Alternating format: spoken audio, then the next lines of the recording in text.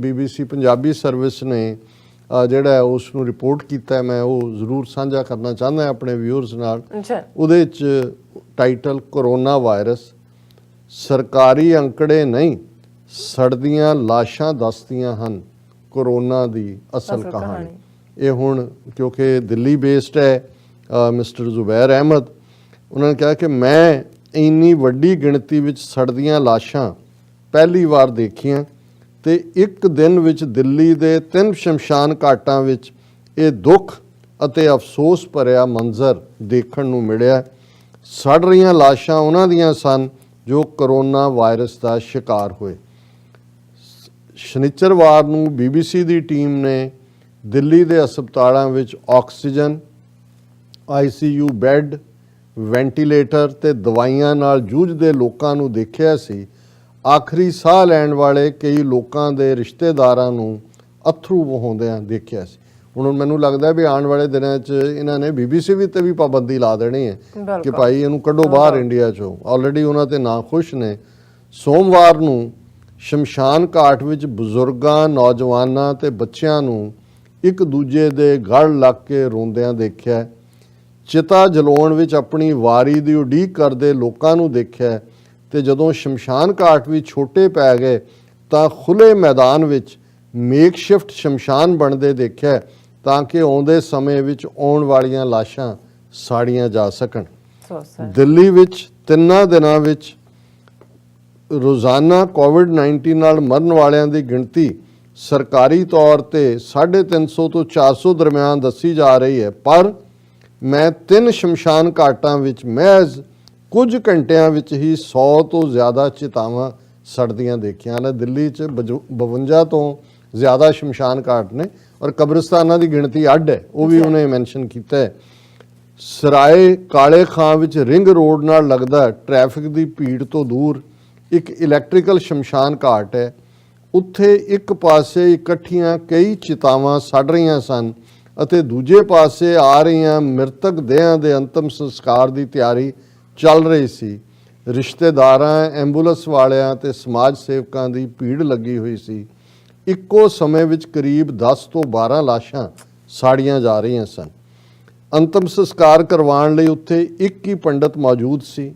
ਉਹ ਇੰਨਾ ਰੁੱਝਿਆ ਹੋਇਆ ਸੀ ਕਿ ਉਸ ਨਾਲ ਗੱਲ ਕਰਨੀ ਔਖੀ ਸੀ। ਜਦੋਂ ਮੈਂ ਆਪਣੇ ਫੋਨ ਨਾਲ ਵੀਡੀਓ ਬਣਾਉਣ ਦੀ ਕੋਸ਼ਿਸ਼ ਕੀਤੀ ਤਾਂ ਫੋਨ ਨੇ ਗਰਮੀ ਦੇ ਮਾਰੇ ਕੰਮ ਕਰਨਾ ਬੰਦ ਕਰ ਦਿੱਤਾ।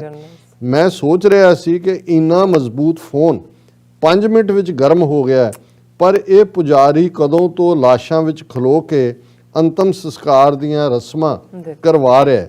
ਮੈਂ ਉਹਨਾਂ ਦੇ ਨੇੜੇ ਜਾ ਕੇ ਪੁੱਛਿਆ ਕਿ ਹਰ ਘੰਟੇ ਵਿੱਚ ਕਿੰਨੀਆਂ ਲਾਸ਼ਾਂ ਸੜ ਰਹੀਆਂ ਹਨ ਤੇ ਉਹਨੇ ਮੇਰੇ ਵੱਲ ਬਿਨਾਂ ਦੇਖੇ ਕਿਹਾ ਇੱਥੇ 24 ਘੰਟੇ ਡੈੱਡ ਬਾਡੀਜ਼ ਆ ਰਹੀਆਂ ਹਨ, ਗਿਣਤੀ ਕਿਵੇਂ ਯਾਦ ਰੱਖੀ। ਇਹ ਮਤਲਬ ਇਹ ਇੱਕ ਸ਼ਮਸ਼ਾਨ ਘਾਟ ਦੀ ਕਹਾਣੀ ਹੈ। ਹਰ ਕੁਝ ਮਿੰਟਾਂ ਵਿੱਚ ਮ੍ਰਿਤਕ ਦੇਹ ਲੈ ਕੇ ਇੱਕ ਤੋਂ ਬਾਅਦ ਦੂਜੀ ਤੋਂ ਬਾਅਦ ਤੀਜੀ ਐਂਬੂਲੈਂਸ ਅੰਦਰ ਆ ਰਹੀ ਸੀ। ਮੇਰਾ ਸਿਰ ਘੁੰਮਣ ਲੱਗਿਆ। ਮੈਂ ਕੱਟੜਪੰਥੀ ਹਮਲਿਆਂ, ਕਤਲਾਂ ਤੇ ਘਟਨਾਵਾਂ ਨੂੰ ਕਵਰ ਕੀਤਾ ਹੈ, ਪਰ ਸਮੂਹਕ ਅੰਤਕ ਸੰਸਕਾਰ ਪਹਿਲਾਂ ਕਦੇ ਇਹੋ ਜਿਹਾ ਨਹੀਂ ਦੇਖਿਆ। ਇੱਕ ਤਾਂ ਚਿਤਾਵਾਂ ਤੋਂ ਨਿਕਲਣ ਵਾਲੀ ਗਰਮੀ, ਉੱਪਰੋਂ ਸੂਰਜ ਦੀ ਤਪਸ਼, ਫਿਰ ਸਿਰ ਤੋਂ ਪੈਰਾਂ ਤੱਕ PPE ਸੁਰੱਖਿਆ ਕਰਕੇ ਢਕੇ ਸਰੀਰਾਂ ਨਾਲ ਉੱਥੇ ਖੜੇ ਰਹਿਣਾ ਔਖਾ ਹੋ ਰਿਹਾ ਸੀ। ਸ਼ਾਇਦ ਮੈਂ ਜਜ਼ਬਾਤੀ ਵੀ ਹੋ ਗਿਆ ਸੀ। ਥੋੜ੍ਹੀ ਦੇਰ ਤੱਕ ਇੱਕ ਪਾਸੇ ਖੜੇ ਰਹਿਣ ਤੋਂ ਬਾਅਦ ਜਦੋਂ ਮੈਂ ਉੱਥੋਂ ਬਾਹਰ ਨਿਕਲਿਆ ਤਾਂ ਇੱਕ ਔਰਤ ਜਰਨਲਿਸਟ ਨੇ ਮੈਨੂੰ ਦੱਸਿਆ ਕਿ ਕੁਝ ਹੀ ਦੂਰੀ 'ਤੇ ਖੁੱਲ੍ਹੇ ਮੈਦਾਨ ਵਿੱਚ ਇੱਕ ਮੇਕਸ਼ਿਫਟ ਸ਼ਮਸ਼ਾਨ ਘਾਟ ਬਣਾਇਆ ਜਾ ਰਿਹਾ। ਹੁਣ ਤਾਂ ਪਾਰਕਾਂ, ਚੁਰਾਹਿਆਂ, ਹਰ ਥਾਂ ਇੱਕ ਤਾਂ ਚਿਤਾਵਾਂ 'ਚੋਂ। ਔਰ ਫਿਰ ਮੈਂ ਉੱਥੇ ਗਿਆ ਤਾਂ ਦੇਖਿਆ ਕਈ ਮਜ਼ਦੂਰ ਖੁੱਲ੍ਹੇ ਮੈਦਾਨ ਵਿੱਚ ਚਿਤਾਵਾਂ ਲਈ 20 ਤੋਂ 25 ਥੜੇ ਬਣਾ ਰਹੇ ਸੀ। ਉੱਥੇ ਮੌਜੂਦ ਇੱਕ ਵਿਅਕਤੀ ਨੇ ਕਿਹਾ ਇਹ ਆਉਣ ਵਾਲੇ ਦਿਨਾਂ ਦੀ ਤਿਆਰੀ ਹੈ ਜਦੋਂ ਕਿ ਕੋਵਿਡ ਨਾਲ ਮਰਨ ਵਾਲਿਆਂ ਦੀ ਗਿਣਤੀ ਹੋਰ ਵੀ ਜ਼ਿਆਦਾ ਹੋ ਜਾਏਗੀ। ਲੋਧੀ ਰੋਡ ਇਲੈਕਟ੍ਰੀਕਲ ਸ਼ਮਸ਼ਾਨ ਘਾਟ ਵਿੱਚ ਬਹੁਤ ਜ਼ਿਆਦਾ ਭੀੜ ਸੀ। ਇਹ ਹੁਣ ਦੂਸਰੇ ਸ਼ਮਸ਼ਾਨ ਘਾਟ ਪਹੁੰਚ ਗਿਆ। ਚਿਤਾਵਾਂ ਵੀ ਵੱਧ ਗਿਣਤੀ ਵਿੱਚ ਸੜ ਰਹੀਆਂ ਸਨ। ਉੱਥੇ ਕਾਫੀ ਗਿਣਤੀ ਵਿੱਚ ਮਰਨ ਵਾਲਿਆਂ ਦੇ ਪਰਿਵਾਰ ਵਾਲੇ ਮੌਜੂਦ ਸਨ।